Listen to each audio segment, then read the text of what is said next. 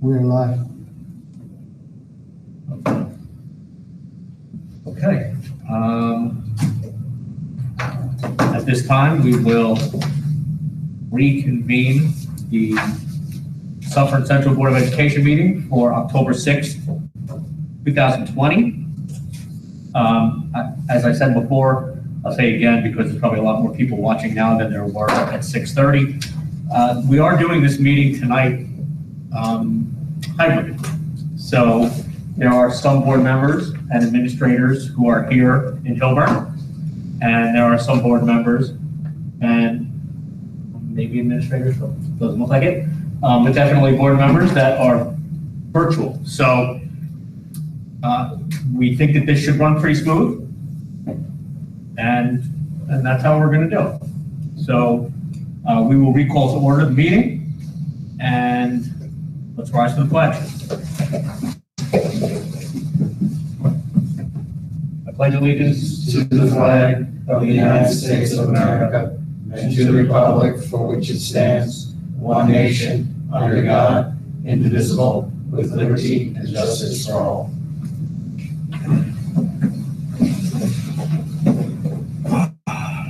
Okay. Student report. This will be our first student report of the school year. And we have Melissa and Sophia. So, hi, I'm Sophia Kaja. I'm a senior in high school. So currently in our district, we have hybrid learning as a model for all of our schools. So on Monday and Thursday, and Tuesdays, Cohort A, which would be the students with the last name of A through K, we go to school. And then Wednesday, we're fully online. And then Thursday and Friday, Cohort B with the last name of L through Z would be in person. So most of our classes are synchronous with people who are in class along with people who are at home. So I really like that the teachers are catering to the needs of the students in class and at home. And everything's on Google Classroom for easy access. And our quizzes and tests are all online. So there's no paper contact in between the teachers and students. Additionally, we have our fall sports that began on September 29th. And these include field hockey, boys and girls soccer, boys and girls cross country, and girls tennis. And there's been several administrations of the SAT exams, and there's an upcoming PSAT exam on Saturday, October 17th.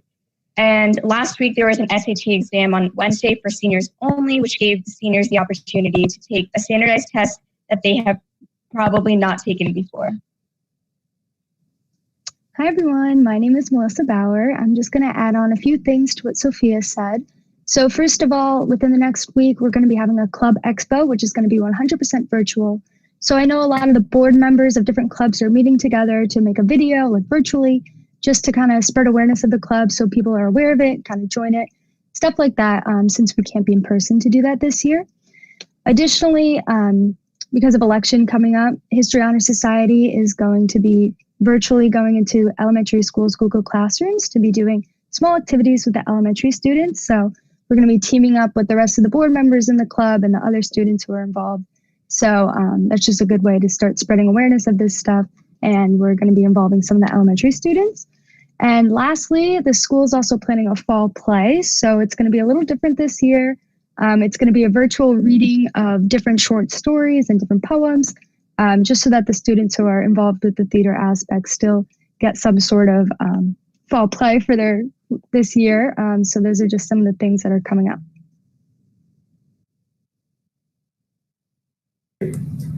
Great, thank you. Thank you, girls, and welcome, and great presentations. Have a great year, okay? Look forward to everything clearing up here. And you have a great senior year, okay? Thank you. Thanks for your time. Thank you. Thank you. Okay, 1.08 minutes of the special meeting of September 14th, 2020. Do I have a motion? Moved. Mr. McKenzie, is there a second? Second. Mr. Karen, gotcha. All those in favor signify by saying aye. Aye. Aye. All those against? Any abstention? 1.09, this is minutes of the regular meeting of September 15th, 2020. Do I have a motion? Moved. Mr. McKenzie, is there a second? Second. Mr. Shapiro, all those in favor signify by saying aye. Aye. All those against? Any abstentions? 1.10, acting superintendent comments. Thank you. Good evening, everybody. It's nice to be back here in person. We're going to start with our 10-year celebration in about a minute. I just want to let you know that after the 10-year celebration, I'm going to speak for a few minutes about what the governor and county executive have shared today about our cluster action initiative by the governor and how that may or may not impact our district. So right now, I'm very excited to celebrate our 10-year recipients, both from last spring and for the one person the board will be voting on tonight. And so sit back, relax, and enjoy this presentation.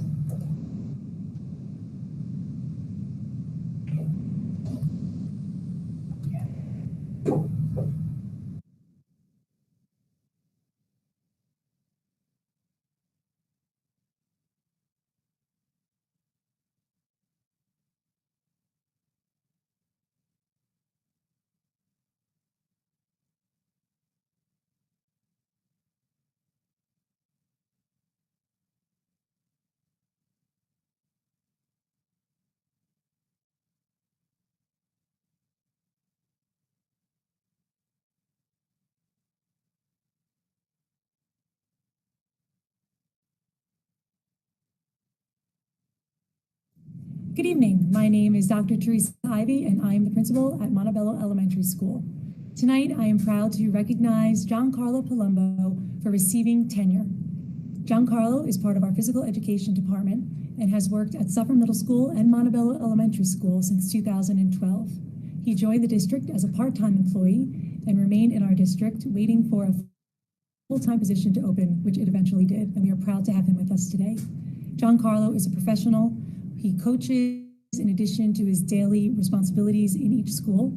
He also gets involved in school-wide and district-wide initiatives. He is flexible, he is patient and kind and compassionate, and he is creative. He's a type of phys ed teacher that all of the students want to have because they feel successful in his class. So Giancarlo, thank you so much for everything that you do for our schools and for our students. I know that if I were a child, I would want to be in your class as well.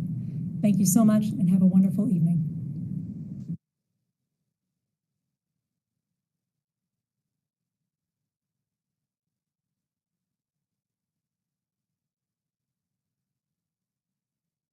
Good evening. My name is Kelly Benani. I am the principal of R.P. Connor Elementary School. It is an honor to speak on behalf of Mrs. Robin Cooper. Mrs. Cooper joined R.P. Connor in 2008 and received tenure in 2011 as a general education teacher. In 2017, she accepted a position as a special education teacher and currently serves as a resource room teacher. During her time at Connor, I have observed Mrs. Cooper's capacity to engage our students in authentic learning opportunities, to collaborate with her colleagues on content lessons, while also being an approachable member of our school community. Mrs. Cooper fosters a classroom environment that reflects research-based best practices. Mrs. Cooper is a member of several committees at R.P. Connor. She serves as a member of the Yale EI Implementation Team, Wellness Committee, and One School, One Book Committee. She is a valued member of the RTI team.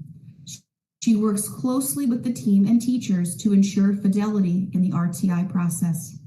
She attends all RPC events, PTA meetings, and works closely with the community to ensure that they feel supported. Mrs. Cooper has a love of learning.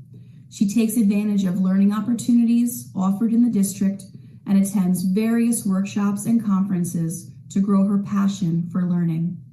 We are very proud to have her on our team, and we are looking forward to seeing what the future holds for her. Congratulations, Robin.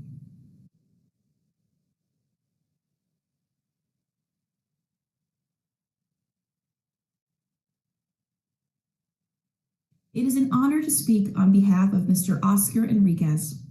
During his time at Connor, I've observed Mr. Enriquez's capacity to engage our students in authentic learning opportunities, to collaborate with his colleagues on English language arts lessons, while also being an approachable member of our school community.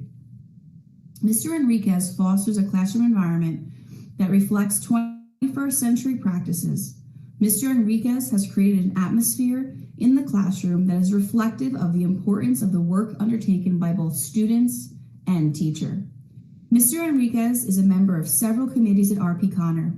He serves as a member of the Yale EI Implementation Team, Wellness Committee, and the One School, One Book Committee. He is a valued member of the RTI team. Mr. Enriquez attends RP Connor events and works closely with the community to ensure that they feel comfortable. Mr. Enriquez has been called upon on many occasions to conduct professional development sessions on ENL strategies, the NISA and ways to integrate technology in the classroom to best support ENL students. We are very proud to have him on our team. We're looking forward to seeing what the future holds for him. Congratulations, Oscar.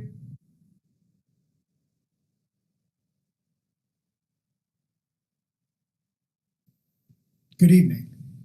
I have the pleasure to introduce and recommend Coach Tom Behrens for tenure this year.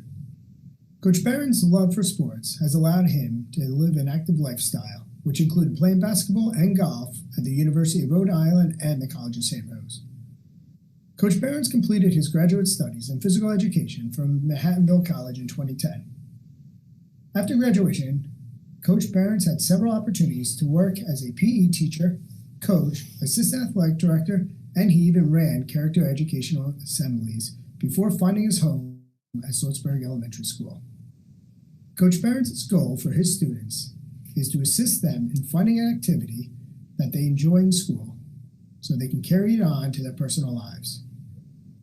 I have only had the privilege of working with Coach Behrens for the last year and a half, but during that time, Coach Behrens has demonstrated to be a reliable and dedicated teacher to his students. Since I was new to Sloatsburg, I've relied heavily on Coach Behrens for several important events. When he asked what I needed from him, I told him one thing: just lead the Sloatsburg cross-country team to yet another victory. After all, it was my first year at Sloatsburg and his tenure year, so I guess we both had something at stake. When Coach Behrens isn't at school prepping for the Sloatsburg spaghetti dinner, he's most likely playing with his two children, who he loves to put in his instructional videos. Sloatsburg is very lucky to have Coach Behrens. Congratulations.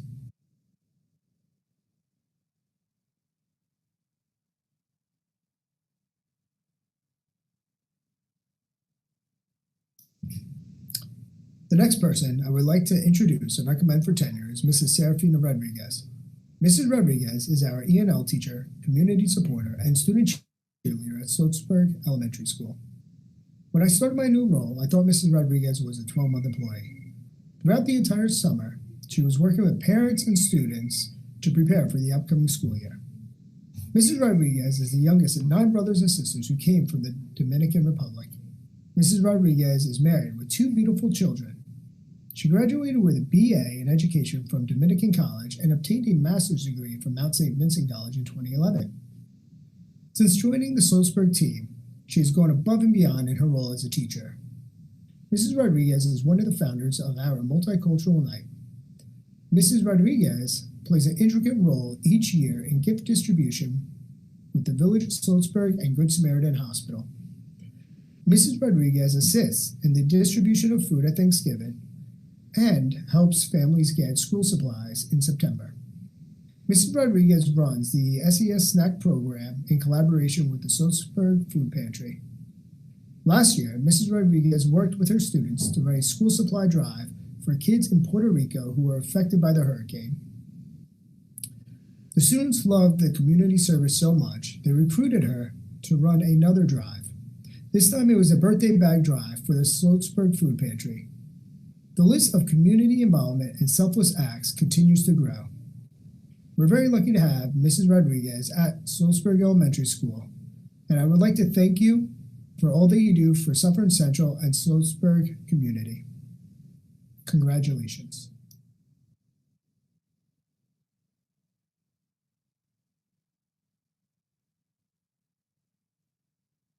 Hi, everyone. I'm Andrew Trust, principal of Suffern Middle School. First, I would like to begin by congratulating all of our Suffern tenure recipients. Being awarded tenure is about being recognized for all the hard work and dedication that you have given our students over the last few years, and you should all be very proud of yourselves. Congratulations. At Suffern Middle School, we have one teacher who is being recognized tonight, and that is Miss Dana Marie Stevens. Miss Stevens has worked at Suffern Middle School for 13 years and has been heavily involved in our school community. Outside of the classroom, Miss Stevens has been the dance choreographer for the middle school musical for the past 12 years. She has also made a name for herself as one of the go-to people for technology in our school. Over the past couple of years, Miss Stevens has taken on the lead to develop our master schedule, and I, for one, am very grateful for that. There are very few people in our building that know the ins and outs of our master schedule more than Miss Stevens does. In the classroom, Miss Stevens taught 6th grade math for 9 years and was extremely successful at that level. A few years ago, she decided that she was ready for a new challenge, and she requested to move to 8th grade math. In true fashion, she continued to excel at the 8th grade level, and we are very proud to have her there. Congratulations, Miss Stevens.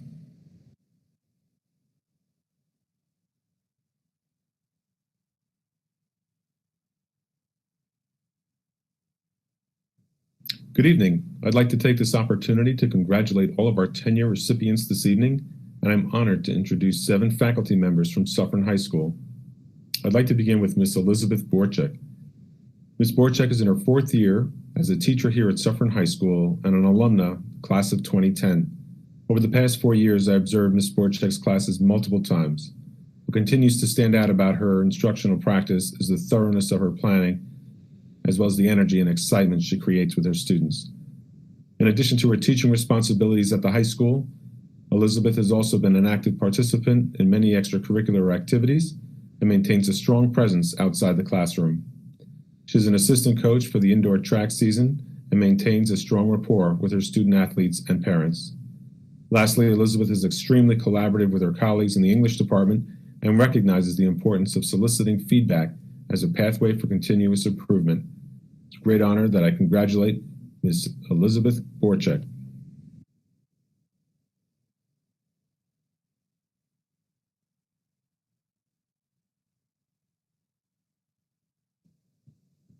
The next faculty member I'd like to introduce this evening is Ms. Agnes Kanitsa, our speech and language pathologist. Ms. Kanitsa received her bachelor's degree in speech disorders and communication from Rutgers University. She received her master's degree in speech and language pathology from NYU, as well as a bilingual extension from Marymount University. Prior to coming to Suffern Central, Ms. Kanitsa worked with early intervention and preschool students in New York City and also worked in the East Ramapo School District. Ms. Kanitsa provides speech and language support services for students here at the high school and also conducts all bilingual speech and language evaluations throughout our district. Agnes is an incredibly valued member of our staff and an amazing advocate for our students. We are extremely fortunate to have her here on staff, and I wish her continued success working in the Suffern Central School District. Congratulations, Agnes.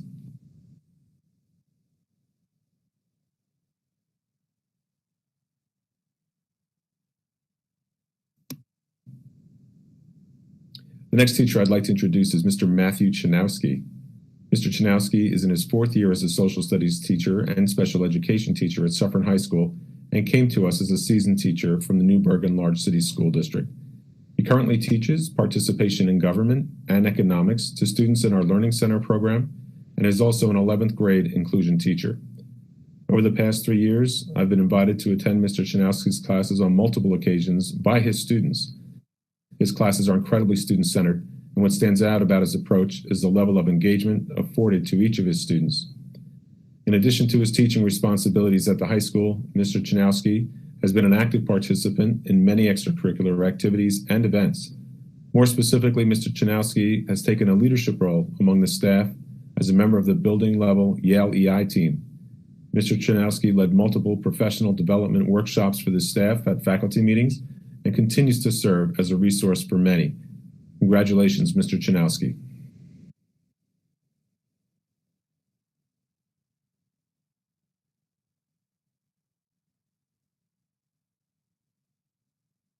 The next teacher I'd like to introduce is Miss Sarah Guerra.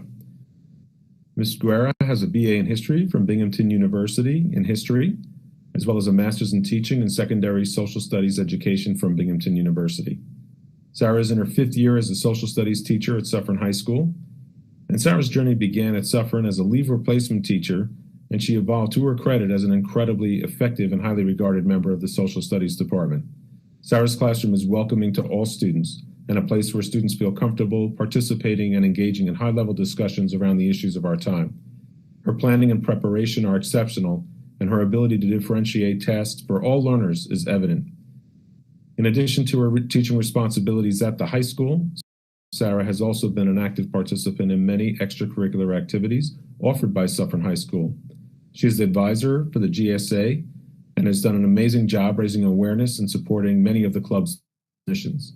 In addition, she's also filled some big shoes when she took over for the forensic team as co-advisor 3 years ago, and has maintained our proud tradition of hosting a countywide competition every October at Suffern High School. Congratulations, Ms. Guerra.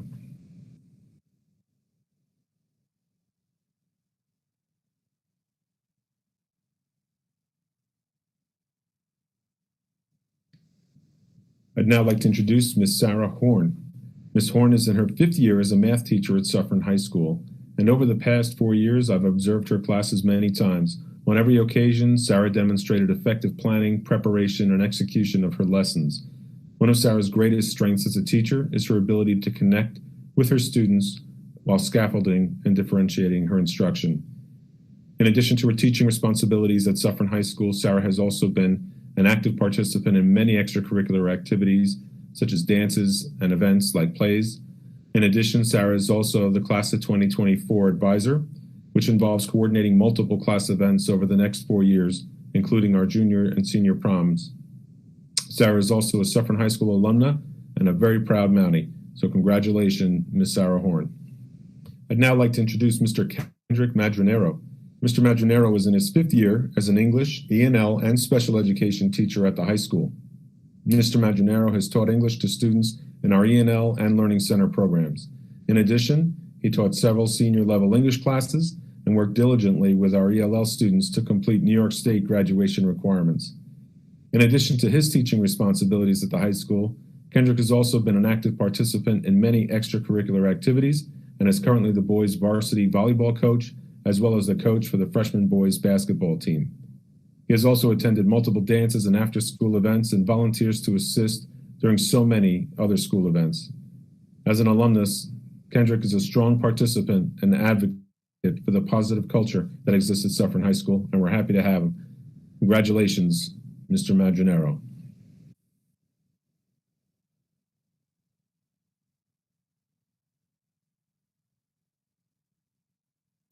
Ms. Stacy Samora.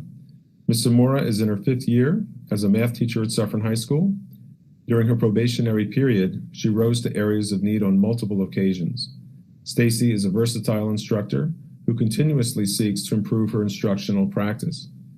In addition to her teaching responsibilities at the high school, Ms. Samora has also been an active participant in many extracurricular activities. Ms. Samora is the DECA advisor and brought new life to the student club. Stacy is also our girls' varsity head coach and a presence at most athletic and school events throughout the year. Ms. Samora is also a proud alumna of Suffern High School. Congratulations, Ms. Stacy Samora.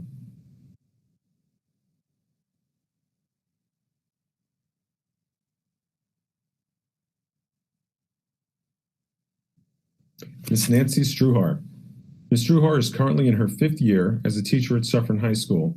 Before coming to the high school, Nancy was a tenured elementary school teacher at R.P. Connor. Ms. Struhar inherited a business program with declining enrollment, and it was her first priority to enrich the courses being offered, as well as increase the opportunities for dual enrollment through our relationship with St. Thomas Aquinas College. Over the past 3 years, enrollment in our business courses has increased, with a renewed emphasis on creating a strand for students who may wish to pursue careers in business. In addition to her teaching responsibilities at the high school, Ms. Struhar has also been an active participant in many of the extracurricular activities, including DECA, as well as supporting the Suffern High School robotics team. Congratulations, Ms. Nancy Struhar. On behalf of the faculty and staff of Suffern High School, I wish to congratulate all of our tenure recipients this evening and wish you continued success. Thank you. It's my pleasure this evening to speak on behalf of Ms. Kelly Benani and congratulate her on her tenure as an elementary principal at RP Connor. Ms. Benani is energetic, supportive, and positive. She forges positive relationships with staff, students, and families while maintaining accountability. She possesses strong curriculum and instruction knowledge, particularly in the area of literacy. She is well organized and completes reports and required materials in a timely manner. In fact, usually early and often the first one to do so. On more than one occasion, Ms. Benani has asked a question about something coming up later in the year, and my response has been, "I'm not there yet, I'll get back to you." She is a leader and a cheerleader.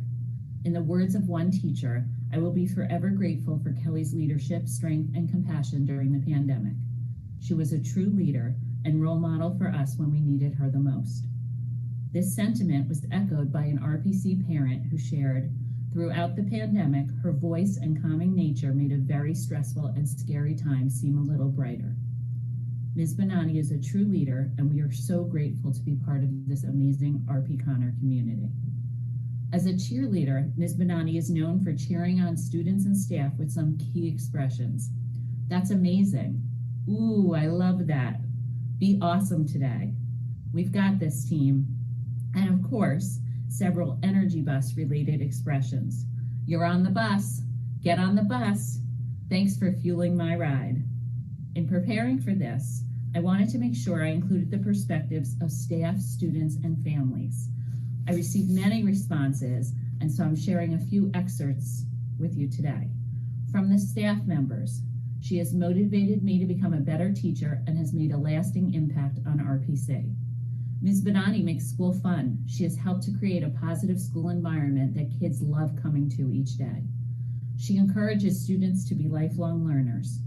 She encourages students and staff at RPC to be their best each day. She believes in all of us. You will never see Ms. Benani without a smile. She's positive even in the toughest times, which is a quality many of us admire. She is loving and a true leader. It is with pleasure we call her our principal and friend. Kelly knows the importance of family. She does everything in her power to put Connor's family first. She works hard to create lasting memories of the staff, students, and the entire Connor community. I'm grateful to work under a principal that not only cares deeply about learning, but wants students and staff to feel accepted and part of the community. And from students, some of their comments included, "Even if she's busy with someone else, she'll stop to help you if you have a question or a problem. She's so much fun. We have dance parties." Ms. Benani is always positive, ecstatic, and excited. She's nice, even if you do something wrong. She makes it a little okay. She's not angry, but hopes you don't do it again in the future. She is generous. She's funny. Ms. Benani is the best principal in the world. She puts such great effort into keeping us safe and healthy. I love RPC and Ms. Benani. And our families shared their thoughts too. Again, I'm sharing just a few that were provided to me. "She's always there to greet you at the door and knows each child by name." In a word, Ms. Benani is amazing. She starts each day bright, excited, and ready to embrace all that the day will hold. The passion she has for education radiates through everything she does and asks of her teachers and students. She is innovative and dedicated. You know it's a magical place when your kiddos actually look forward to their school day. She is a true bucket filler, and as a sign in the front office states, she sprinkles joy around like confetti. Today I dropped my Johnny, the youngest of my 4 children, at school for his first day of kindergarten. I was nervous. Would someone be there to greet him, to walk with him, to put all his fears at ease with the new normal we are experiencing? And there she was, Ms. Benani directing cars into the circle so each and every child could get out safely. She opened the door and even took Johnny's very heavy book bag. Her last words were to the effect, "It's okay, we got this." Although I was washed over with sadness, I also felt relief because in my heart, I know that Ms. Benani loves each of the children in RP Connor as her own. I'm sure she could have been many places this morning, but she chose to be there, helping children and easing the worries of parents. That is a true leader. It's an honor and privilege that I'm able to witness the amazing beauty Ms. Benani brings to RP Connor and accomplishments with our children. In life, to discover your true calling is a gift. Well, Ms. Benani has found her calling, and the children and families of RP Connor are all better humans because of it. It doesn't matter what day of the week, what time, or what the weather is. She'll be filling the little library, supporting our little cougars to gain their knowledge as a caring, loving second mom. Principal Benani leads with the full force of her heart. The love she has for students, for what education can and should be, is breathtaking. Her positivity is contagious. She lives and breathes RP Connor, and my family feels blessed to enjoy the fruits of her tireless labor. Congratulations on your tenure, Ms. Benani.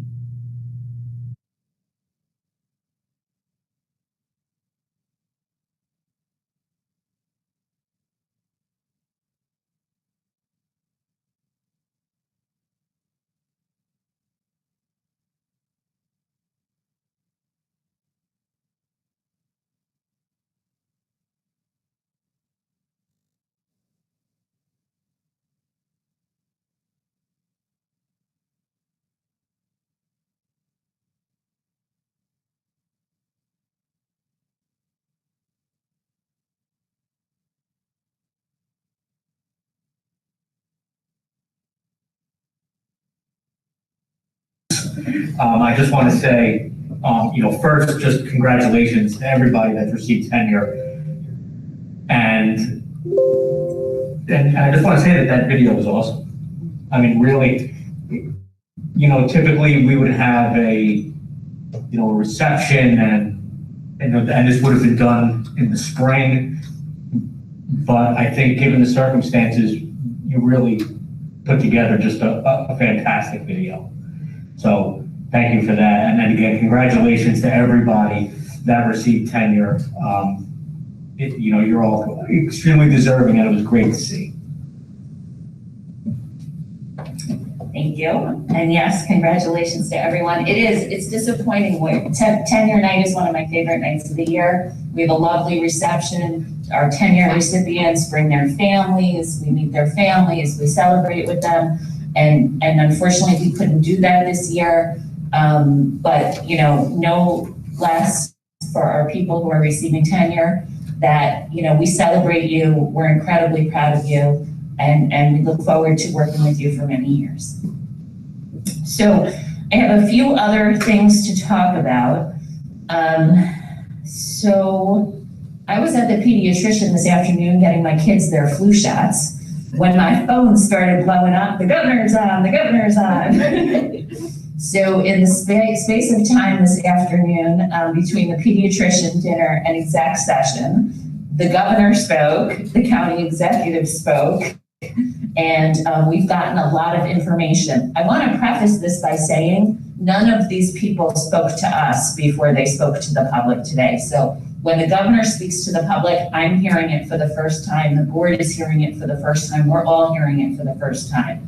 So I'm going to try and make a little bit of sense of what the governor and the county executive talked about and how that impacts us today. I don't really have any materials because this all happened very quickly. But we do know that the COVID infection rates are rising in our area.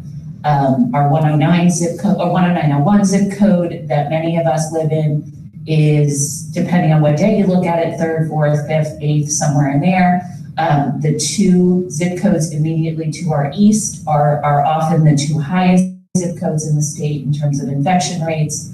And so the governor has initiated what he calls the Cluster Action Initiative. And this is an initiative to look at the clusters of COVID infection rates and implement a tiered system for, as these are his words, not mine, crushing the cluster. So essentially, if you picture a concentric circle at the center, he has the red zone. That's the zone with the highest infection rates. Around that is an orange zone, which is an area that may have somewhat lower rates, but has may have some interactions with the red zone. So people may shop at the same stores, ride the same buses, and have other interactions. Then around that is a yellow zone, which he called the precautionary zone, which is again an area where people may have some contact with folks in the orange or in the red, but is really almost a buffer around that zone and the community. So I don't know, maybe 6:45 tonight, 7 o'clock tonight, the governor released his map of Ramapo and his zones. And so I'm looking at the map. It's very small and hard to read, but there are some yellow, which remember is the precautionary zone. That's sort of the buffer. There is some yellow both in the villages of Montebello and the village of Airmont. None of our schools fall in the yellow zone. So there were some guidelines that the governor dictated for schools in the yellow zone. While some of our residents are in the yellow zone, none of our schools are in the yellow zone. So neither Cherry Lane, Suffern High School, Viola School, Middle School, or Montebello, none of those schools fall within the yellow zone. So I think that's really important for us to know. I have reached out to County Executive Day, Supervisor Specht, and hope to hear from them tomorrow to just make sure this map that I'm looking at is, what the final map is going, or the final for now map is going to look like, and I'll verify with that for them tomorrow. What that means for us is, pending no increase in infection rates in our school community, we will continue to have school open the way it has been. We will continue with our hybrid in-person learning. We'll continue as long as we can with our sports, our clubs. It was so exciting to hear the young women today, our student reporters talking about their clubs and activities and getting excited about the virtual club expo. For me, it was very heartwarming to hear that those things, we found ways to make sure those things still happen. So that's really exciting. So kind of your takeaway I'd like you to take away with is we have some of our neighborhoods are in the yellow, which is a precautionary zone, but none of our schools are. So as far as my understanding of what came from the governor today is that we're really on the edge of this cluster action initiative, and for now, it will not directly impact our schools. Of course, with everything that has been COVID since March, this is an ever-changing situation. Things happen very quickly, and we'll get you the information as soon as we can, as soon as we have it. The other thing, while I may still have your attention, I just want to remind everyone to please wear a mask. Complete your Aparoo app for the days that your children are coming to school. Stay home if you're sick, please. Stay home if you've been exposed to a person with a positive COVID ID. That's one of our first questions on the app. If you've been directly exposed to someone with a positive diagnosis, it's really important that you stay home. When you're home, particularly for students who are not feeling sick and not exhibiting any symptoms, please join your class remotely. Even if it's a day you're scheduled to be in school, you can join your class remotely. So you're not going to lose out on learning, but we want to make sure everyone stays as safe as possible. So thank you. I know that's kind of long comments tonight, but I think some really important stuff. Just a quick question. You probably don't have an answer, but do we know how often this cluster map is going to be updated? I don't have an answer to that. Yeah, I didn't think you would. It did say something today about this will be for 14 days. So I don't know if they're going to update it every 14 days or if they're going to update within that 14 days. That's the way this spread is. 14 days seems kind of a lot. I mean, so I suspect I would think that it's the kind of thing that's going to have to be updated every day. But as I figured, nobody has actually said that. Okay. So it's a wait and see. Yes, it's a wait and see. I also want to add that, because I did say we have neighborhoods in the yellow, but no schools in the yellow. If the yellow gets extended, we can still have school. So yellow does not shut down our schools. It does require some testing, which we're going to learn more about over the next week or two. But it does allow us to open schools. If we move into an orange or a red, then we would need to close schools. So for now, we are open. We look forward to seeing you all remotely tomorrow because it's Wednesday. Remember, 2-hour delay, and we'll see cohort B on Thursday.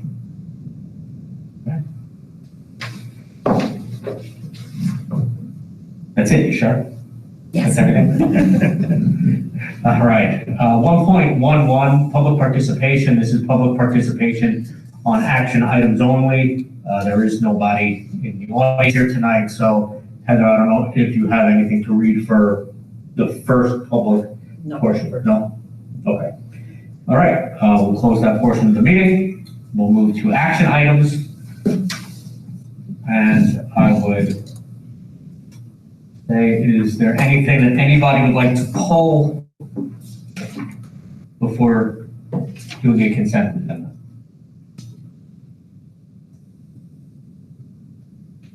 Does anybody have any action items that they wish to pull?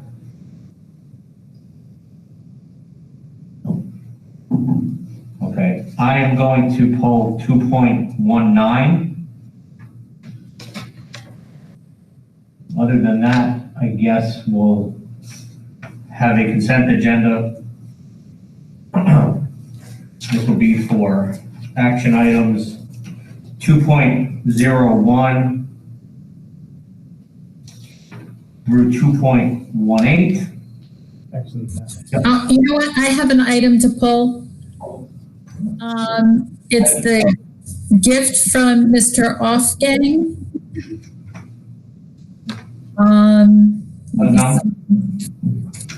It's 2.13. Thank you so much. 2.13, okay. I want to pull 2.20. 2.20. Okay. All right, so then our consent agenda will be for action items 2.01 through 2.12, 2.14 through 2.18.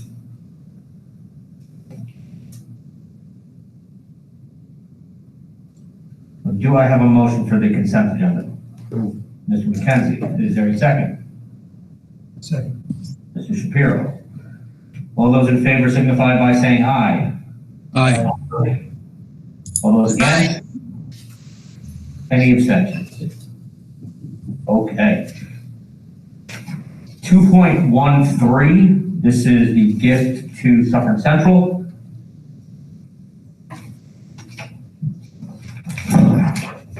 Do I have a motion for 2.13? Mr. McKenzie, second? Second. Mr. Shapiro, any discussion? I was just wondering if this is a personal donation that we got from Mr. Offgang and how it happened. And I just want to personally say thank you. I think it's very generous to do that.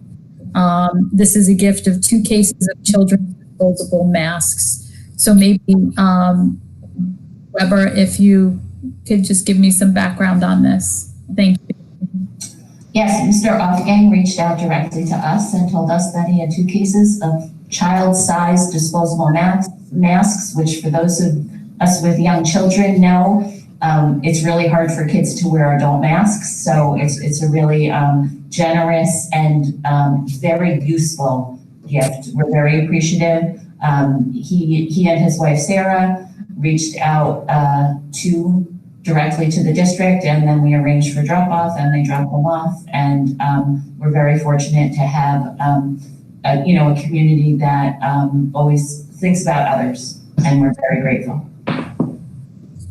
Thank you, and thank you to the Offgangs for their donation.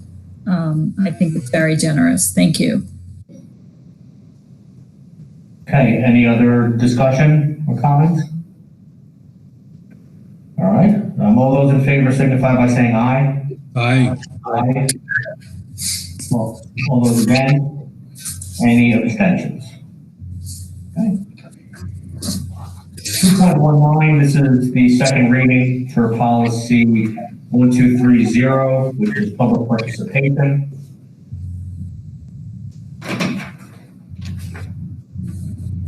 Do I have a motion for 2.19? Mr. McKenzie, is there a second? Mr. Shapiro? Is there any discussion? I know I pulled it, but is there any discussion from anybody else? Okay. I think we've discussed this policy quite a bit in the past. So if there is nobody to discuss, then I'm just going to call the vote. So all those in favor signify by saying aye. Aye. Aye. All those against? Nay. Any abstentions? Okay.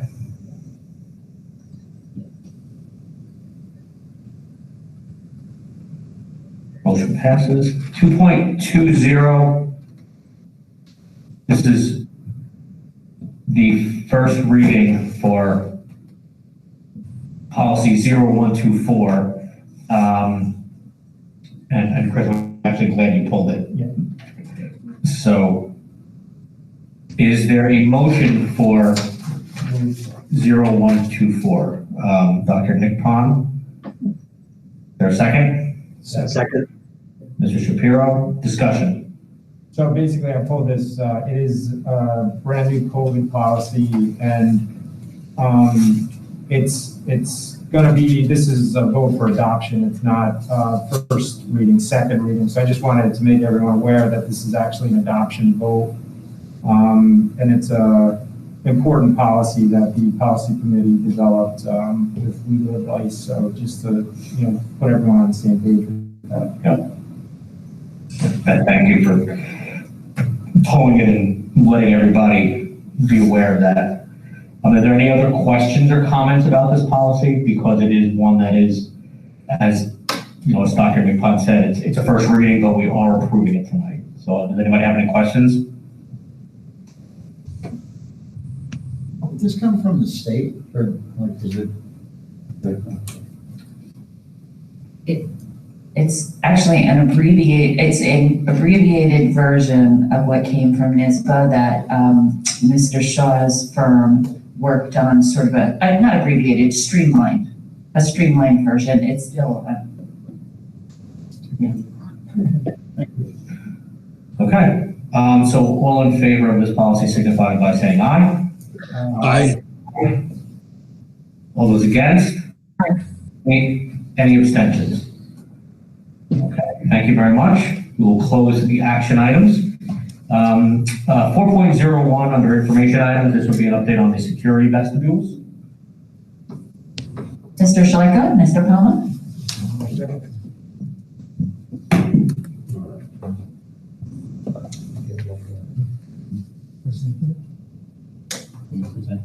Yes, they're going to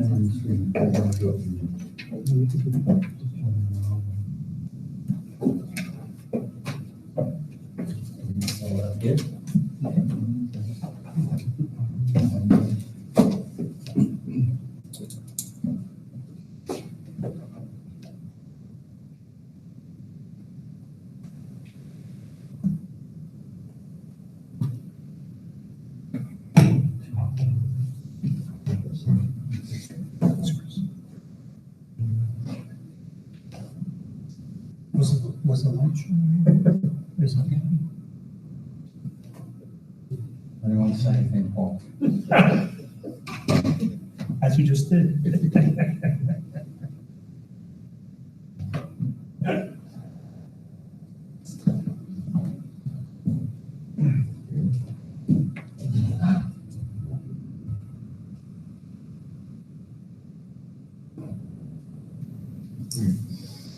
So thank you, everyone. I do appreciate this opportunity to present tonight on this information.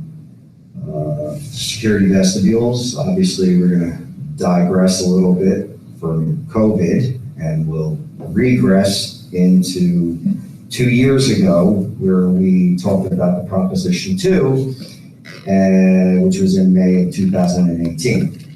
And the idea behind that was to get the security vestibules, the Suffern Middle School grandstand restoration, and the Suffern Middle School fire alarm replacement, all the cost of $2,367,300. This was a projected cost that was given to us by our architects at the time prior to the design phase of any of these projects. So, one that we want to focus in on right now is the security vestibules. So with that being said, the estimated cost of the security vestibules was roughly $1.4 million. We opened up the bids, and the actual bids came up quite substantially higher. And as you can tell, we're at $4,292,258, which basically gives us somewhat of a deficit of $2,830,958. That's a big number. So we needed to find out what in fact caused this. Let's the next slide. So there was actually a few things that attributed to these big results. One is the timing and the market condition. It was roughly 20 months from the project design, which was then sent to SCD for approval. And during that time frame, market conditions were rising, dramatically driving up construction costs. And that's pretty common. The second piece is your project design changes. Now, if you recall in the past, what happens is our architects design it, they send it to SCD facilities planning for approval. If there's no changes, they usually get it approved. At that time, it was 40 weeks, 42 weeks, and they send it back to us. If there's changes that need to be made in the original drawings, they want addendums set to that. And in this case, there were some changes, which included regulation and scope changes, updated fire code requirements. There was some SED approval of the bulletproof glass that was going to be used. The main entrance designs had to be redesigned for the handicap accessibility. There was some HVAC enhancements, and there was some improved interior lighting. So that was pretty much the second piece that attributed to the bids going over. The third piece is one of the biggies, and that's your construction schedule. We needed to do this in a very highly aggressive schedule. We had about 10 weeks from start to completion. And the reason why we were going to do that is we wanted to do that during the summer months. And the reason why we wanted to do that during the summer months is we didn't want to have any kind of impact for our security that we already had in place to allow them to get into the building safely. So the idea was putting in 2 shifts to possibly accomplish this. Our grandstands worked out very well. Our fire alarm worked out very well because there was one contractor involved. When you come down to the security vestibules, you had 3 different prime contractors. You had the GC involved, you had an HVAC, and you had electrical involved. So because of that nature and having more primes involved, obviously do escalate the cost because of the different variances that take place. So, where do we go from here? Well, there's some options. And we basically put the options in order of what we feel is best case option, or best case scenario, down to our possibly least favorite. So option number 1, we could potentially cancel the projects, put the remaining $1.4 million back into the reserves, and continue investigating new security technologies that can perform security checks without the need for the new vestibules. When I say that, I'm talking about a security kiosk. In the next couple slides, I'll show you what that basically is involved. The other option is we can use budgetary expenditures, roughly $250,000, and we can create security entrances, not security vestibules, much like we did at Sloatsburg, Cherry Lane, and Montebello. We could create that at Connor and Viola, which is basically a double set of FRP doors and that bulletproof window in the main office area.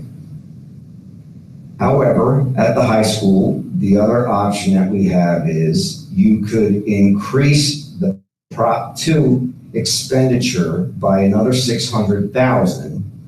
This amount, in the addition of the 1.4 in the capital reserve, this would be able to complete the security vestibule for the Suffern High School. That's another option. The third option is basically increase the amount of the original expenditure of Prop 2 by an estimated $3 million and using the 1.4 that's set aside in reserve plus the $3 million to complete those 3 buildings. Now, as I said, going through this, we kind of looked at which options would be most feasible, cost effective, and still provide the same security, hopefully, and came up with this type of security kiosk method. As you can see down below, these would be security kiosks that we would have on the outside of the building prior to even entering the building. And what it does is it will pre-register the visitors before they enter the building for an additional layer of security, especially in the buildings that don't have the double set of exterior doors. It will decrease the time and increase the volume of visitor check-ins. So what can these things do and where would we place them? Well, first of all, we talked about our security vestibules at Connor, Suffern High School, and Viola. Instead of going with the security vestibule method, we could use this outdoor kiosk, and at Connor, probably mounted right to the right-hand side of the FRP doors. At the high school, we can either have 2 of them on either side of where the windows are and have them fabricated in where the windows are. And at Viola, we could have it to the left-hand side of the door. And what does that allow us to do? Well, it will give us our visitor management kiosks, which we have installed to accommodate the lack of the security vestibule at those 3 locations. Additional units can be installed in the future as needed if we want to. What does it do for us? Well, it gives all visitors will be required to input the identification cards, much like what we're doing right now, but they're going to be doing it outside before they even enter the building. The system is going to check for offender registries. The system will also do an internal check, depending upon what that person is there for and who they're visiting. The system will catch their photo. The visitor will be issued an adhesive type of badge with an expiration date. And most importantly, the kiosk will communicate with the security personnel inside the building. So the idea behind this was, okay, if it's such an exorbitant amount of money to go with the vestibules, we could potentially put this type of system in, which would then allow to have all of the background checks done prior to even entering the building at all. And the security guard will have that information update. And that's pretty much it. Any questions? Okay, earlier slides, I know it said 20 months that SCD took. Yes. I mean, is that typical of SCD? Yes. Really, 20 months? Yes, yes. And that's typical of SCD, especially when they have addendums that need to be done. If there were no addendums, typically it's a 40 to 42 week process. Okay, but even 40 weeks is 10 months. Exactly, providing there were no addendums. There were addendums, and that's what happened. It's the red tape, I know. I got a question. Yes. I understand what the kiosks do, but what does the vestibule give you in addition to the kiosk? Like, what's the advantage of the vestibule if there is one? Well, the idea with the vestibule was if we didn't have the kiosk in place, and at the time when we were discussing this was a few years ago, the technology of kiosks really wasn't out there. So we said, okay, well, we needed a space where somebody could come into the front doors, meet with the security guard, go through the system, get their self checked, get their badge, everything checks out, then they can go in through the second door. Now with this technology that's out there, and we've got to basically have a few companies now that we're investigating and trying to talk with, we could alleviate the actual first door coming in, waiting, speaking with the security guard. All that information can be already done, much like an ATM machine, and it's multilingual. To be able to issue that background check, that photo, that badge, then we'll communicate inside with the security personnel that this person, okay, will check out, and we can hit the door and let them in. So the kiosk takes away that middle area? Yes, yes, potentially, yes. Would there be any other safety requirements for the doors? If you put the kiosk in, like, would there be any other safety requirements? We could. I mean, as of right now, there's a level 3 bulletproof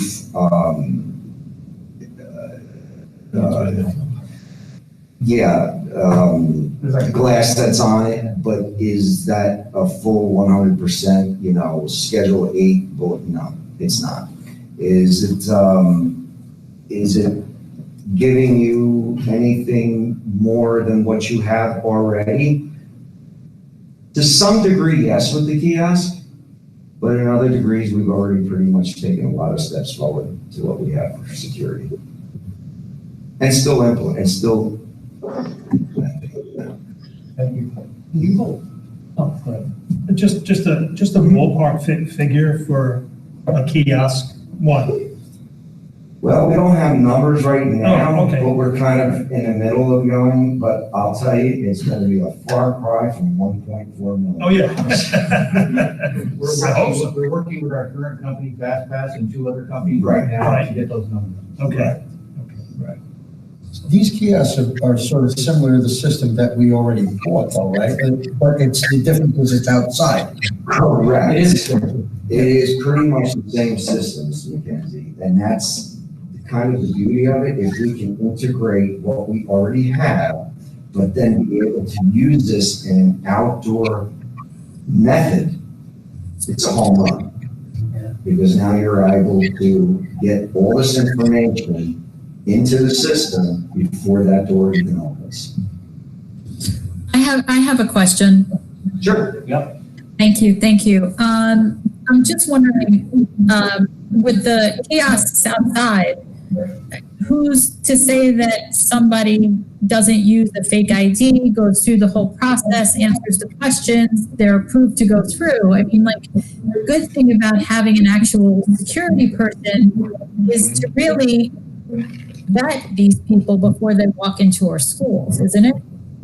Yes, and the interesting part about that is the kiosk does take a photo of the person. So if somebody does try to put in an ID card that has a picture on it that might not be them, the person person inside can see that the picture taken doesn't match the ID card before they actually let them into the building.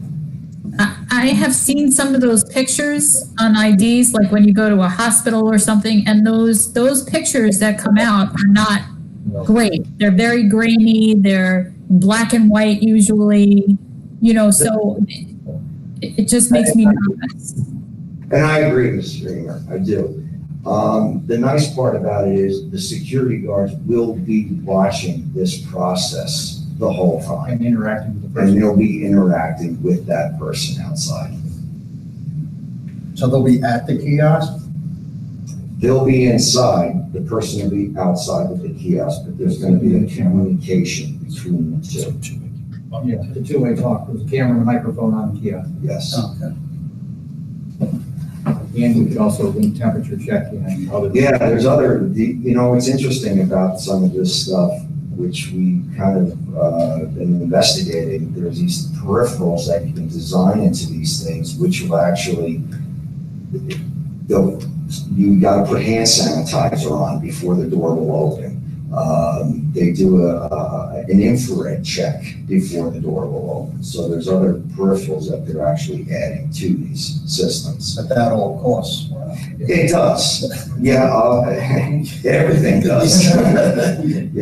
My problem with the kiosk system is that it doesn't do anything. It's not upgrading the physical building. You're not getting that extra layer of protection if somebody really, quite honestly, we've seen what's happened in a lot of different places with firearms and such. Sure. That vestibule creates a barrier, and you have a guy in there who can help to move things along. So, is there any sort of plan to maybe scale it back? And maybe we could do one of because the way I saw it, looks like the number went up by about 3 times, and we're doing 3 buildings. Correct. So if we take the 1.4 we have now, allocate it to one building, and then maybe one building. Yes, one building, we could definitely do that as in option 2, which I presented. If we wanted to do just the high school we wouldn't be able to get with the 1.4 million what we needed for the high school, although the high school is the highest cost one to do. That 1.4 we might be able to get Viola and or Connor done, and then we could move forward from there. There's that option as well. Okay. So. Excuse me, John? Yeah. Quick question. With regard to the budget that was passed, there was $5 million in the budget listed as other, if you remember. Included in there were a number of expenses, new textbooks, new furniture, travel, and so forth. I don't think those items are probably going to be used this year because of the current coronavirus situation. Can the board allocate those monies that are not used in that area to create the security system? Well, Mr. Carnes, the monies that were allocated for this were out of the 10-year capital reserve plan, which was already set aside, which was no cost to the taxpayer. Those were the funds that we're going to use to allocate to construct this stuff. Can you use any of those funds that are not going to be used within the $5 million? It's a different one. Have to redo your. You would have to redo your whole capital expenditure. Unless I'm mistaken, Steve, tell me the best answer to this, but that would have to be reallocated and voted on, and money would have to be officially. You have to be voted on by the taxpayers again to recreate and actually increase. If you go back to the one slide, the option 3 was to increase the amount of the original referendum. And it would need to be voted.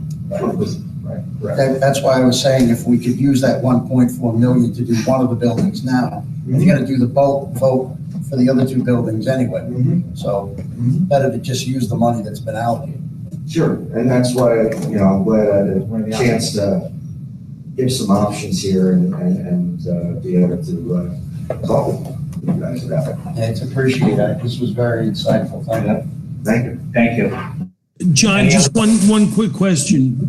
Sure. John said the 1.4 million would be allocated for the elementary schools, that the high school would be more expensive?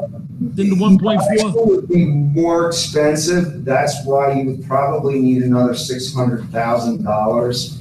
So for 2 million, you could maybe get the high school done? High school, yes. And that's a very conservative number with that. Conservative, okay. So it'd be more than 2 million. It could be. It very well could. Thanks, John. COVID hasn't helped a lot of things. So COVID ain't helping nothing Especially here. in the construction industry as well, so. I just, to Don's point, Steve, this is really for you. If you're going to allocate operating money, if you're not going to use the line items, all it would take is a board resolution to just move that money. It's not really a voter referendum to use operating money. So I just want to understand what you mean. You're actually would be modifying the original referendum and the original construction cost of something that the voters had already approved and voted on and set a budget aside for. So actually, no, you can't just move operating funds to do that.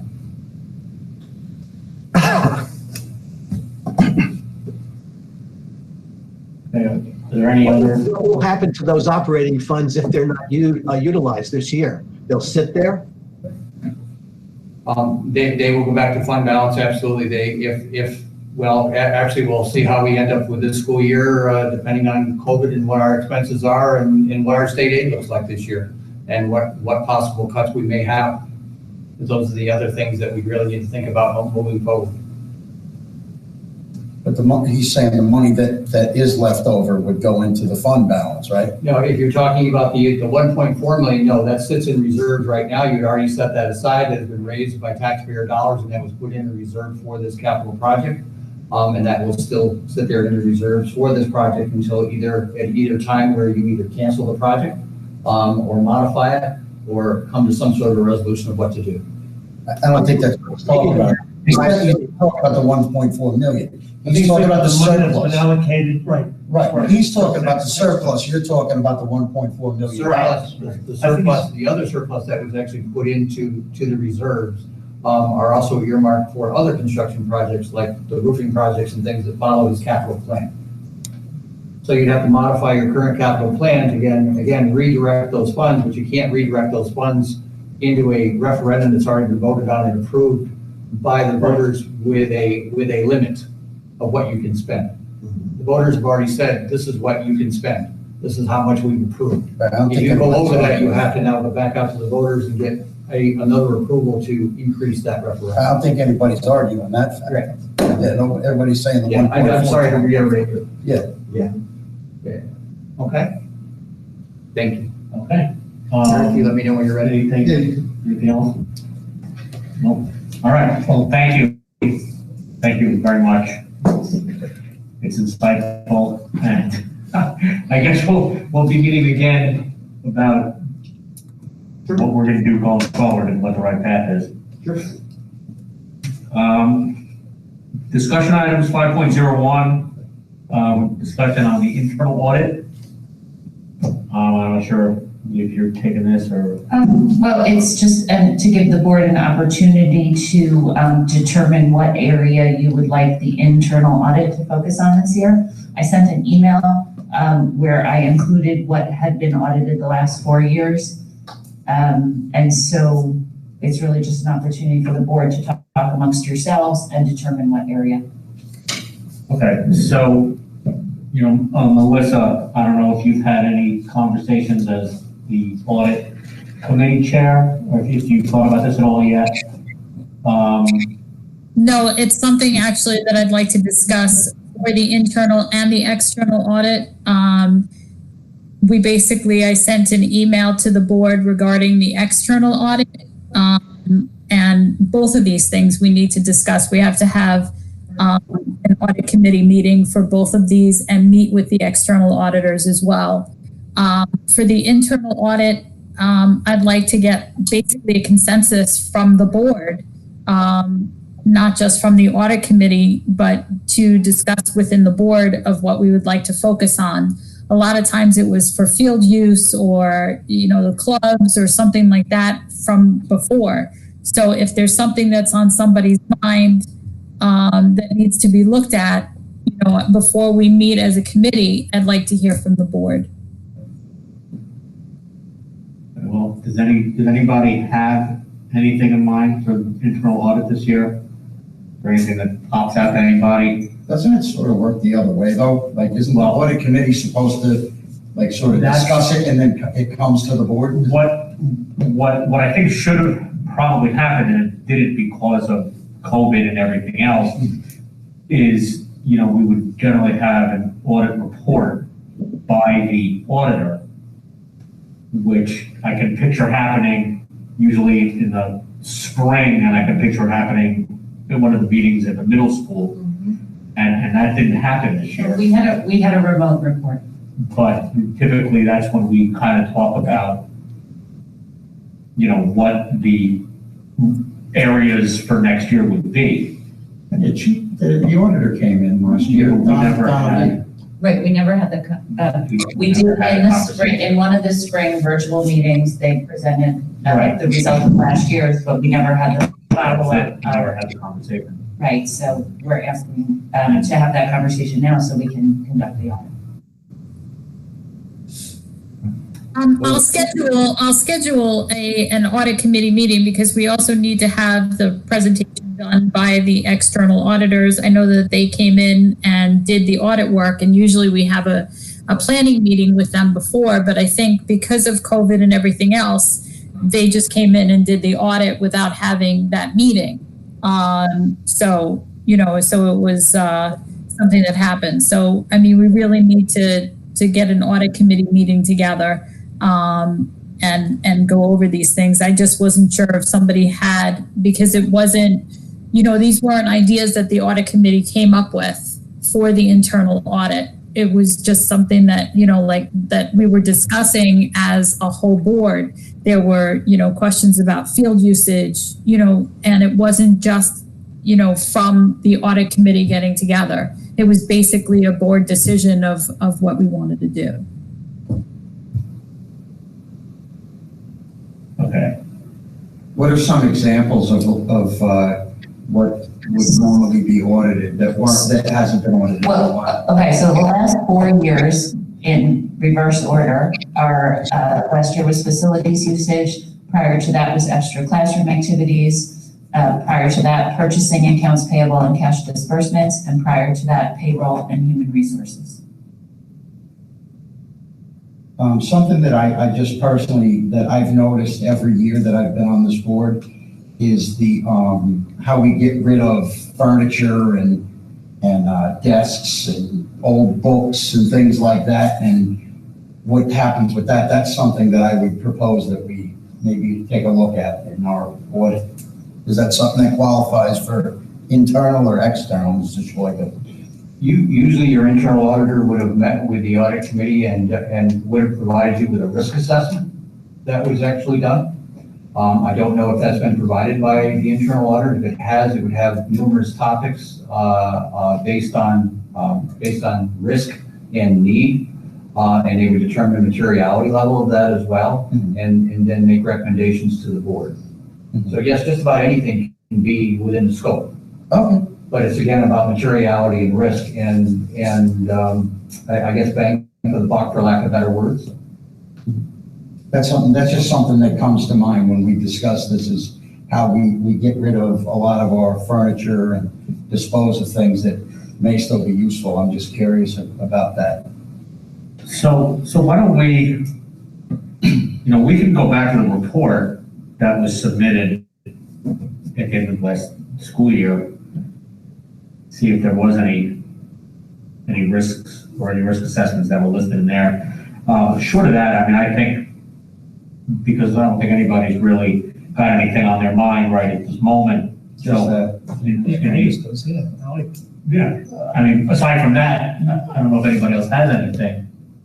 So I just remember when that came out, I remember Don saying, no, this stuff is usable. The desks and all the stuff, the chairs that they were getting rid of. Why are we getting new ones if we have, stuff that's still usable? So, so what I would recommend then is, Melissa, maybe we can get an audit committee meeting scheduled with the auditor? Yeah, I think that we should have an audit meeting with the external and internal as well for the risk assessment for the report. I didn't know if one was already done for the internal audit. I know that usually they go by, I think Steve's right. I mean, I think there should be a report where they tell us what the biggest risks are in the school district. But I think that that would be great. I've never seen one of those letters that Steve just mentioned from our internal auditor. I've seen, after the external auditor gives us our management letter, but there's nothing that poses risk that the internal auditor would look at. So I think that definitely an audit committee meeting should be set up with both because I think the external auditor is almost done with their audit. Yeah, Melissa, you sent an email about that in September 28th that you wanted to get together, but myself included, nobody responded at all. So. Yeah. Now I'm used to that.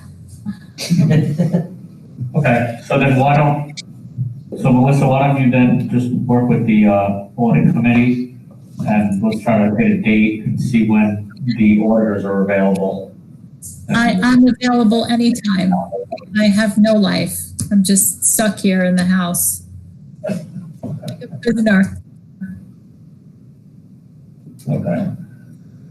All right, so we'll work on it. I guess we'll work on getting that put together in the next couple of weeks. Hopefully before the next board meeting. Anything else? No. All right. Board member comments? Anybody? Mrs. Shapiro? Yes. I would normally say it's like a breath of fresh air, but it's not fresh because I have a mask on. But it actually feels good to be amongst colleagues. And I'm glad that I ventured out. So just thought I had to mention that.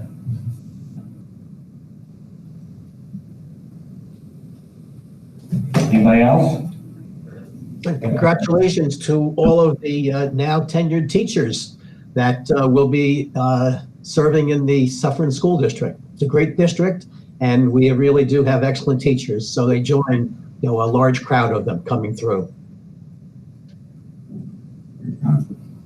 Thank you. Agreed. I was going to say the very same thing. I just wanted to congratulate all of the employees for this year, and I just wanted to acknowledge one Haggett who has worked, and gone way beyond what she had to do for this district, and it's very well deserved. And I'd just like to acknowledge her personally. All right.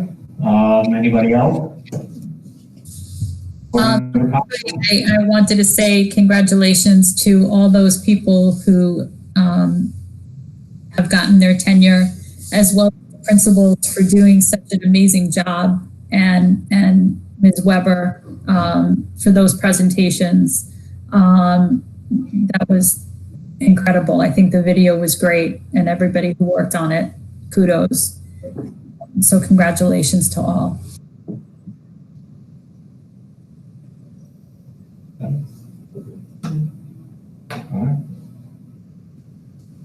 Okay. Thank you, everybody. Public participation. This is for any district-related business. Again, there is nobody here to come to the podium. Heather, do you have anything to read? Yes, I just have one email. Okay. Do you need a mic, or you'll? Yeah. I can read that.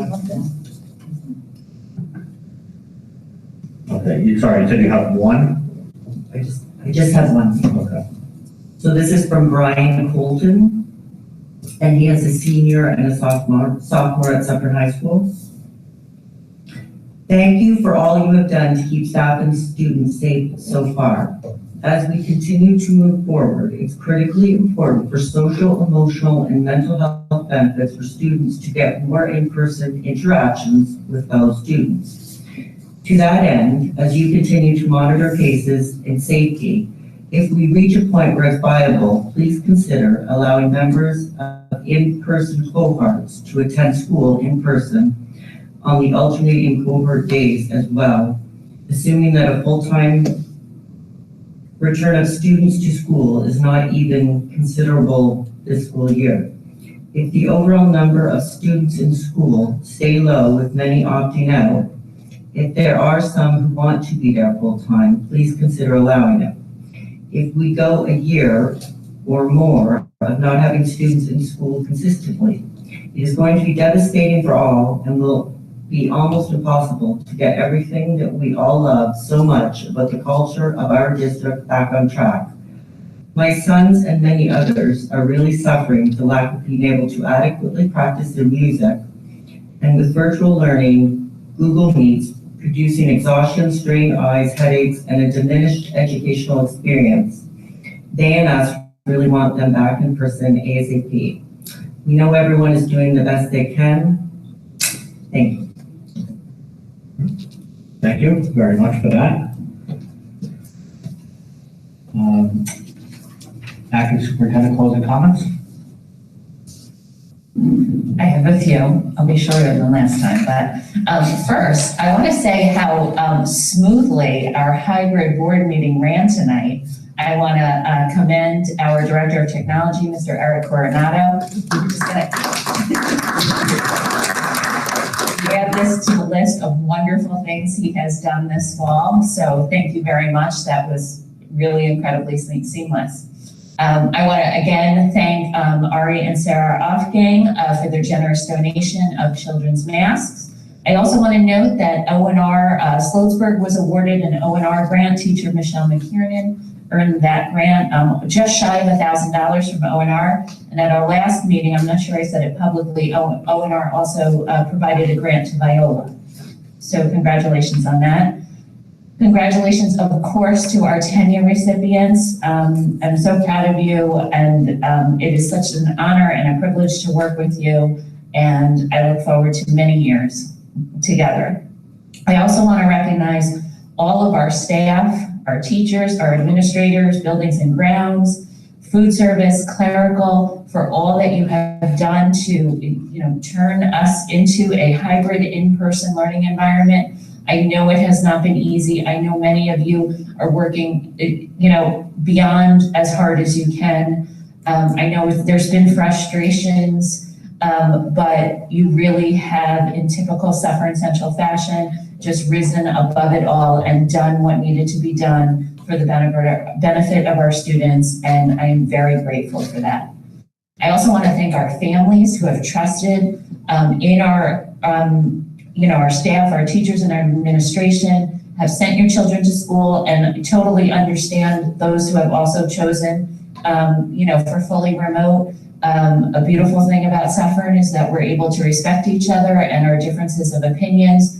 And despite how hard it is, we have found a way to meet the needs of our students. We do recognize that there are a number of families who feel very strongly, as the public participant did today. I've received another of other emails for children to return 4 days a week. I have to say that right now, with what's going on with the governor and the Cluster Action Initiative, we're very hesitant to do that. One of the things that happens when we go beyond, when we have some students in both cohorts, is we get into a greatly magnified pool if we do have to do contact tracing. So it grows exponentially if we have students who are interacting with both cohort A and cohort B. So that's something we need to be cautious about, and just with what's going on in our community so close to our school community right now, I ask you to please be patient. We hear you. We know that there are many families who do want their children attending 4 days a week, and we hear you. We're just not there yet. We need to make sure that we're not mixing cohorts to the extent that we can, so that we keep everyone as safe as possible. But thank you to our families who have just been fantastic filling out the Opera app, which I know is a little kooky. Hopefully we've got the email straightened out now to alert you to fill it out. Again, wear a mask, complete your app, and stay home if you're sick. We want to see you, but we want to see you healthy. We want to see everyone healthy. Take care of yourselves so that we can all take care of each other. Thank you. Right. Thank you. And I'll agree. I think that tonight went pretty well. It was pretty smooth. Yeah? Do you all agree out there? Oh, see, they're on mute, not even listening anymore. Obviously, it didn't go so well. Went too well. Too quick. All right. With that being said, our next meeting is the 20th? 20th, October 20th.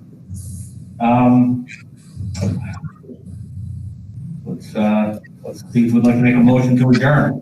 Move. Mr. McKenzie, is there a second? Second. Dr. McCon. All those in favor signify by saying aye. Aye. Anybody feel like staying? All right. Yes.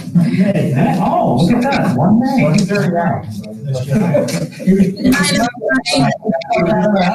Good night, everyone. Thank you all very much, and stay safe.